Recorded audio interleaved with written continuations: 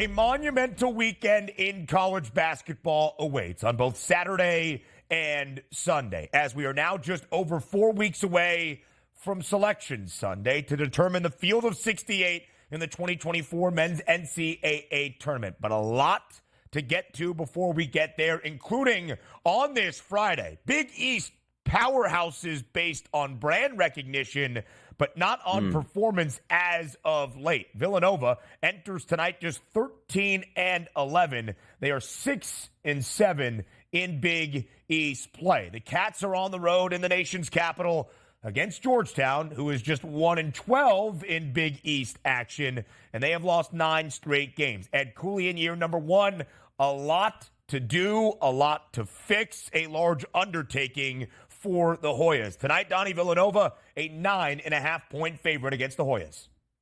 Yeah, if you want to make a march towards March Madness, which Villanova going to be on the cusp of doing so here, you got to start winning some basketball games, which includes beating easy opponents like the Georgetown Hoyas. The one thing that we do know, as we were talking over the break, when I was growing up, like Hoya paranoia in the 1980s with Patrick Ewing, Alonzo Mourning, Dikembe Mutombo, Big John Thompson, they were so much fun to watch on the court here in the old Big East. I would like to see a return to that. Maybe Ed Cooley is the guy to do that, but certainly not this year, Ben. 11 teams in Big East play this year.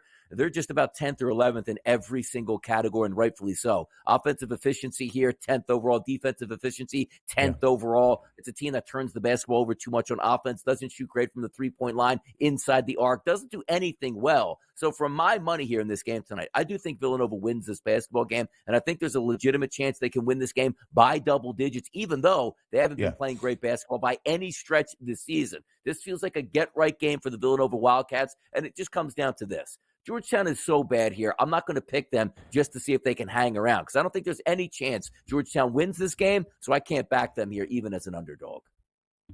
Yeah, right now when you look at Villanova, in the month of January, or entering February, I should say, they lost 6 of 7. In February, they have won 2 of 3. They have covered in all 3 games in February. Georgetown, of course, 1-12 in Big East play. They have lost 9 straight games. And in that 9-game losing skid, the Hoyas have been booked as an underdog all 9 times. They've at least covered in 5 of the 9. They have also gone over in 8 of the 9. Villanova not great defensively. The total at 139.5. The line working to the Hoyas as of right now. I think we might be able to see some points on this Friday evening in the nation's capital, at least getting to that 140-point benchmark. A really good game later tonight out in the Mountain West. We had John Rothstein on yesterday. Of course, San Diego State made it to a national championship game out of the Mountain West a season ago. That conference is loaded. They might have 6 bids. Half of their league might end up going to the NCAA tournament, and 2 of those teams square off tonight in San Diego. It's the Aztecs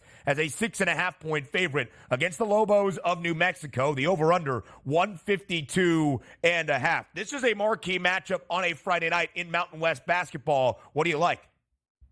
Yeah, we're going to get some tempo in this one, but it's a very interesting number here. So you normally say, like, you're playing in Viejas, it's always a very good home court advantage for San Diego State. But if we rewind back just a couple weeks ago, New Mexico already thumped this basketball team pretty good. So then you turn around and you see one of those lines. Now, again, if you're just looking at the line itself, it's telling you. They're begging you to take New Mexico, but I think I might fall into that trap. You take a look at New Mexico's offense, number 2 overall in efficiency. I know how good, trust me, San Diego State's defense is. It's number 1 in conference play in efficiency, but also New Mexico's defense, not a slouch either. They actually come in at number 2 in efficiency in conference play. The one thing that we do know about San Diego State, they don't shoot the three-point shot all that well. Now, what might come in a little bit handy for them is San Diego State is 7th in point distribution in conference play at scoring inside of the arc. Why does that make some sense? If you're not a great three-point shooting team, well, how about this? New Mexico's defense, they give up more points inside the paint than anybody else in conference play due to point distribution. But for my money, I liked what I saw in New Mexico first time around against San Diego State. There's a legitimate chance they can come in and pull that upset. Unlike Georgetown, Ben, we just talked about, I don't think they can win. I think there's a good shot that New Mexico goes in and wins outright. Therefore, I'll take them with the points tonight. An interesting scheduling quirk for the Lobos under Richard Pitino. On the road for the second time in 4 days. They played on Tuesday night. That doesn't often happen, a Tuesday-Friday slate for New Mexico. They did go to Nevada, booked as a slight underdog, and win outright. New Mexico over in 9 of its last 10 games. San Diego State and the Aztecs under Brian Dutcher, of course, a better defensive team. There is a reason the line is 6.5 points. I would trust the reason while the line is 6.5 points in favor of San Diego State. Both teams, by the way, 8-4 in Mountain West play this year. Both teams ranked in the top 25 DRS in the Ken Palm efficiency metrics. Utah State is going to be there at the end. Colorado State and Nevada. Those are 5 teams that seem like they are on their way in to the NCAA tournament. How many bids does the Mountain West get? That will be an intriguing number to follow. As we go around the weekend, for college basketball. What a game we have tomorrow, 3 p.m. Eastern time in Hartford at the XL Center. UConn and Marquette. Top 15 tilt, a battle of the two powerhouses in the Big East. The way it works in college basketball until about 24 hours or so out from the actual game, no line has been set. You can look at the Ken Palm numbers to get an idea of what the line is going to be. Kenneth Pomeroy predicts a Connecticut victory 77-70. But here is the tale of the tape between the two. UConn, number 1 in the country, 23-2 this year. To win the Big East, minus 1,500. UConn has won 13 straight games. When you look at Marquette, now number 4 in the country, I think I said top 15 matchup. I meant top 5. 19-5 the record for the Golden Eagles. This is the first of 2 remaining meetings in the regular season between these two teams. It is a huge one tomorrow. Just how significant do you think this game ends up being tomorrow in Hartford? It's going to be a pretty big one here, and how you know that it's not on campus in stores at the Gamble Pavilion. They moved these big games to the XL Center in downtown Hartford, so you know we're going to be a jumping environment. Now, my question is going to be for Marquette. I like Marquette. I think they're a great basketball team. Number 1 in the Big East in defensive efficiency. However, Connecticut comes into this game, Ben, number 1 in efficiency on offense. But this game is probably going to come down to some of the styles that we like. I think UConn's going to win this game, and here's why. You take a look at defending. Connecticut, there's 11 teams in the Big East, Ben. You know who fouls more than anybody? It's actually Connecticut here. Says, okay, some free shots here at the free throw line for Marquette. That's not their game, Ben. You take a look at their numbers, 10th out of 11 teams at getting to the free throw line in the Big East. So maybe they're not able to take advantage of, hey, we like to drive to the basket, get fouled, and shoot free throws. Now let's flip it over to the three-point line. We know they can fire away from the three-point line, Marquette. You take a look at their style here.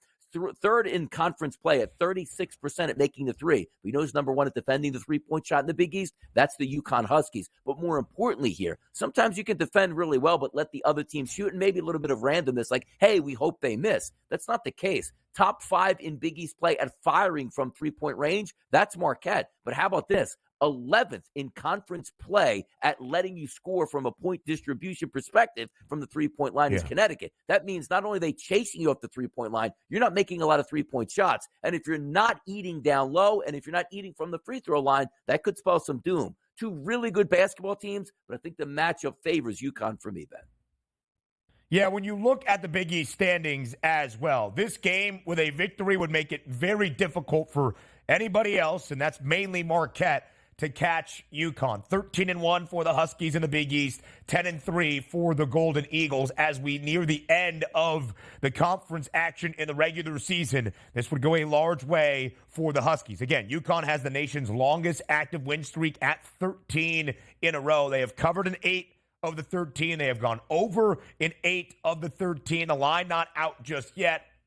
Total probably going to be somewhere in the upper 140s, mid to upper 140s, 146.5, 147.5, 148 and a hook. How many points do we see based on that assessment? And you see the odds for both of these teams. I said Marquette with its quad 1 opportunities could be on that 1 line when all is said and done in just over 4 weeks, about 30 days out from Selection Sunday. 20-1 to win the national championship. UConn a co-favorite alongside Purdue to make it 2 straight. We have not seen a national champion in men's college basketball since Florida under Billy Donovan, 2006 and 07. A plus 650 price on the Huskies. One of 3 top 25 tilts that we have tomorrow, but it's a marquee slate on Saturday. In Norman, it's Kansas and Oklahoma. Huge game in the SEC between Kentucky and Auburn as well. We know how good the Tigers have been in the jungle. I expect to see some points tomorrow night against a Kentucky team that's not very good on the defensive end of the floor.